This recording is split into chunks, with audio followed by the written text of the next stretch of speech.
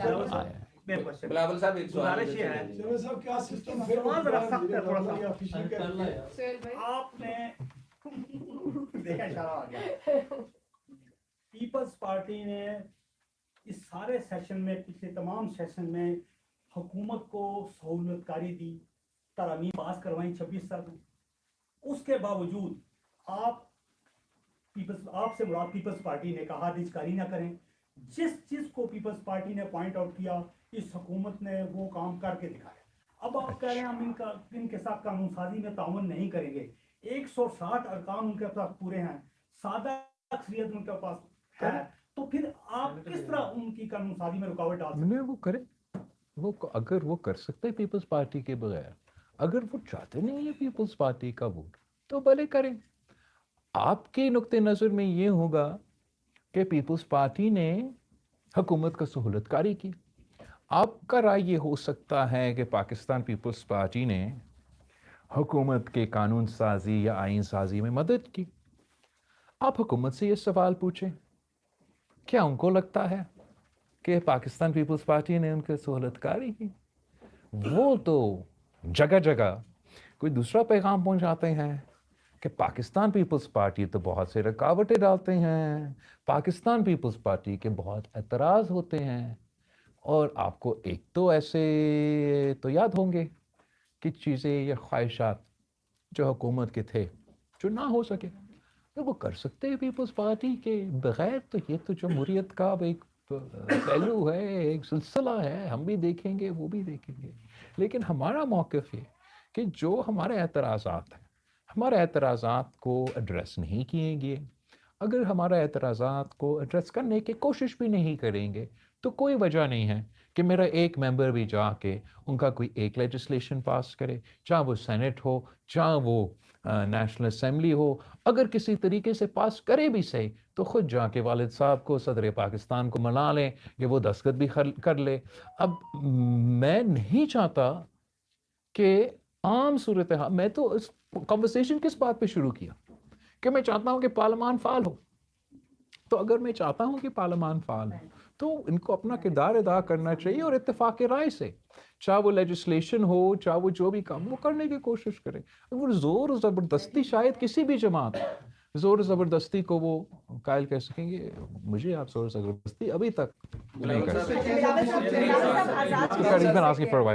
سر یہ بتائیے گا کہ آپ کا ایک ریسنٹ بیان تھا کہ آپ کو وزیر اعظم سے کوئی شکوہ نہیں ہے, تو اگر وزیر اعظم سے شکوہ نہیں ہے تو آپ کا شکوہ کس سے ہے؟ اور دوسرا, حکومت اور اسٹیبلشمنٹ تو سیم پیج پہ نظر آتے ہیں اور اس سے نظام کو کوئی خطرہ نہیں لگتا, تو کیا سیاسی قوتوں کی وجہ سے کوئی ایسی صورتحال ہو سکتی ہے کہ وزیر اعظم اپنی مدت پوری نہ کریں؟ جہاں تک وزیر اعظم کی بات ہے, آپ تھوڑا سا سمپلیفائی کر رہے ہیں. میں نے وزیر اعظم کے بارے میں یہ کہا تھا کہ میں اس کو رسپیکٹ بھی کرتا ہوں, میں سمجھتا ہوں اس کا نیت صحیح ہے, کام بھی کرنا چاہتے ہیں اور ہمارا ایشوز بھی ایڈریس کرنا چاہتے ہیں. السلام علیکم صاحب. بٹ ان کے ارد گرد ایسے کچھ لوگ ہیں جو وزیر اعظم صاحب کے اپنی کچھ کوششوں کو ناکام بار بار کراتے ہیں. مجھے یہ نہیں معلوم کہ وزیر اعظم صاحب کو یہ احساس ہوتا ہے یا نہیں, لیکن یہ میرا کامنٹ تھا. جہاں تک اسٹیبلشمنٹ اور حکومت ایک پیج پہ ہے, ہوگا, میں اس پہ آپ سے زیادہ یا ان سے زیادہ نہیں سورٹ آف آپ کو ایک تبصرہ یا کچھ دے سکتا ہوں. میں نے اپنا as a politician, as a political worker, as Samoon جو کہ دیکھ بھی سکتا ہے سن بھی سکتا ہے, پیج ایک بھی ہو سکتا ہے لیکن دال میں تو کچھ کالا ہے. مجھے نہیں معلوم کہ وہ ہے کیا, لیکن کچھ تو ہے. اگر حکومت کانفیڈنٹ ہے, کوئی مسئلہ ہے, آپ خود کہہ رہے ہیں کہ پیپلز پارٹی کی تو ضرورت ہی نہیں ہے, تو کوئی مسئلہ نہیں ہے, پھر میں غلط تھا.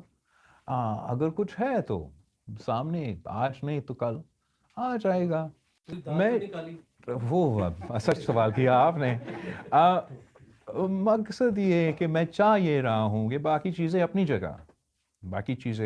جگہ, جو ہمارا کام ہے, جو پارلیمنٹ کا کام ہے, وہ ہم کرنا شروع کریں. اور کم از کم جو یہ ایک مذاق بن گیا ہے کہ دھاندلی کی جو الزامات, وہ نہ صرف अपोजिशन बेंचेस से, ट्रेजरी बेंचेस से उठाए जा रहे हैं। ये इम्प्रेशन धांधली करके फिर ये इम्प्रेशन देने की कोशिश करते हैं कि जीतते हैं तो खुशी मनाते हैं, हारते हैं तो रोते हैं। एक तो हम जीते भी तो आपने मेरा प्रेस कॉन्फ्रेंस देखा था ना, गिलगित बल्तिस्तान के इलेक्शन, वो जीता हुआ इलेक्शन का प्रेस कॉन्फ्रेंस, मेरे ख्याल में तब तो ज़्यादा नरम था। फंडामेंटली हमने इस शिकायत को दूर करना है। मैं चाहता हूँ कि चले आज जितने भी पेजेस हो, जो भी हो रहा है, कल भी इलेक्शन होना है, वो इलेक्शन हो तो एटलीस्ट हम ये जो एतराज़ात होते हैं उनको दूर करने की कोशिश करें, और इसमें हर किसी का फायदा होगा। बट साहब आपका, बट साहब से हमने एक जनाब चेयरमैन, पाकिस्तान में एक पावर शेयरिंग फार्मूला है पीपल्स पार्टी और मुस्लिम लीग नून के दरमियान, कि जहाँ जिस जमात की अक्सरियत होगी हुकूमत उसकी होगी, और जो आईनी ओहदा होगा वो दूसरी जमात के पास होगा। ये हमने सिंध में देखा, पंजाब में देखा, के बलूचिस्तान, और अब जीबी में भी शायद उस पर अमल दरामद हो रहा है, अमल हुआ नहीं है। तो क्या आज़ाद कश्मीर की हद तक भी ये पावर शेयरिंग फार्मूला जाएगा? I wouldn't call power sharing, but I would say that in Gilgit Baltistan ऐसे ही agreement एतराज़ात और बाकी सब कुछ के बावजूद टाइमली तय हुआ था और उस वक्त हुआ था। आज़ाद कश्मीर में ऑब्वियसली हमारा एतराज़ात आपके सामने तो सबसे ज़्यादा है, इनके सामने अभी मैंने रखा है। मैंने नोट ये भी किया कि इन्होंने हमारा एतराज़ात दूर करने की कोशिश नहीं की। दूर करने तो एतराज़ दूर करने के, एड्रेस करने के तो दूर की बात है, इन्होंने तो जो हमारे एतराज़ात थे, जो हमने खर्चात ज़ाहिर किए कि शायद ऐसे हो सके, इन्होंने वही किया हमारे साथ। लेकिन ये तमाम चीज़ें के बावजूद आपने नोट किया, अगर मेरा पाकिस्तान पीपल्स पार्टी ये फैसला करता आज़ाद कश्मीर में कि हम अपना ओथ नहीं लेंगे तो क्या होता? अगर सदर आज़ाद कश्मीर ये फैसला लेता कि मैंने उनको ओथ नहीं देता तो क्या होता? लेकिन हमारे ख़िलाफ़ किए धांधली के बावजूद, मेरे कारकुन को शहीद करने के बावजूद, मेरा उसी सदर पर हमला करने के बावजूद, मेरे एमएनए पे गोली चलाने के बावजूद, पाकिस्तान पीपल्स पार्टी ने इलेक्शन प्रोसेस को तस्लीम किया, पार्लियामान का हिस्सा बना। आज भी उधर बैठे इसके बावजूद कि आपका आधा डिवीज़न में इलेक्शन हुआ नहीं है, इसलिए कि हम आज़ाद कश्मीर का कदर करते हैं, हम आज़ाद कश्मीर का अहमियत जानते हैं।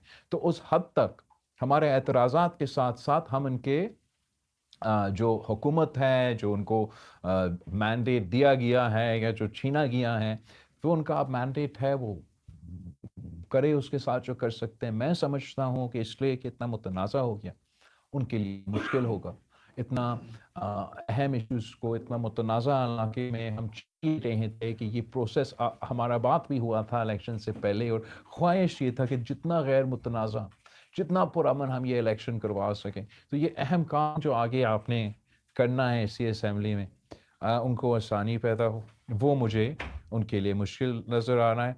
पावर शेयरिंग मेरा नहीं ख्याल कि मेरा पार्टी जबकि मौजूद है, दूसरा हर जगह मौजूद है। हमने जीबी में और आज कल भी अगर वो चाहते हैं जो उन्होंने हमसे तय किया वो बिल्कुल करे। सिंध में, बलूचिस्तान में, ये पंजाब में हमने ये किया।